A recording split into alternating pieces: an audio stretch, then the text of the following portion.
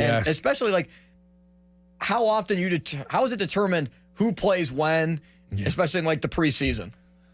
Well, usually like you got 2 or 3 days of playing, having hard practice, doing fitness testing, getting all the media stuff out of the way, and then you start getting those exhibition games. And as a young guy, you kind of know where you sit because the more games you play, that means they want to look at you. If you don't play many games, it's pretty much like you're already on the team. Yeah, you're a lock. Yeah, you're a lock. But the games are like, so when you play a home game, like all the better players play at the home game, and then like you're talking to Crosby's, those guys, and then guys like me would go and we'd be going on the road trips to the day trips to Columbus to play their team with all their studs. So how it works is the home team keeps their studs and plays their studs at home, and then they bring a B squad to go play the A squad. So when you go to Columbus, when you go to Philly to play an exhibition, like like you're going to get throttled because they're starting all their starters. And your A guys aren't even traveling to the game, not even to watch. Are they just staying at home? Yeah. But when you do that, when you are the B team and you go to those trips, like you look around the dressing room and you got all tough guys. When I played, it's a little different now, but we had every tough guy and we definitely were getting pushed around. You're playing the Reeveses of the world. Yeah. And that was kind of comforting because you knew you didn't really have to fight too much, or if it did get out of hand, you'd have your own size. But once you do all that, you play, you try to play as least amount of games as possible. You end up playing all the games. It goes pretty quick. And then the last exhibition is pretty much when you know where you stand.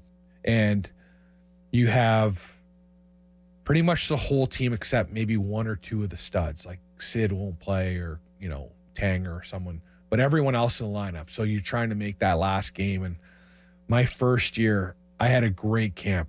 Or my second year, when I didn't make it out of the training camp, but I got called like a week after to come back up and play. So we play our exhibition in London, Ontario. And we're playing Philadelphia. And I'm on the 4th line. It's my first exhibition. They gave me an exhibition game as like a 18-year-old. So I was like, wow, I'm getting a game. That's like a win right there. Here's a shot. I was playing with Andre Waugh. Remember Andre Waugh? Yeah. Very good. And some other guy.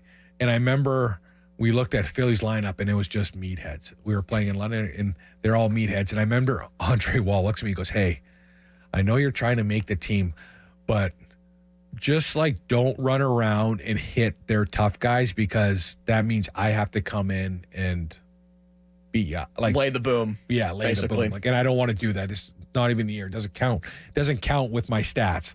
So I was like, all right, dude, well, I got to run around a little bit and work my butt off. And I had a pretty good game. And then after the game, I'm like, guys, I might have a sniff to like maybe stay for the first 9 games. And then I get called in right after the game. And it's Michael Therrien. And he goes, hey, you had a great camp. We love you. We didn't expect you to do this well. That's why we gave you a game. And he's like, but you need to develop more. We're going to send you down tomorrow to Wilkes-Barre.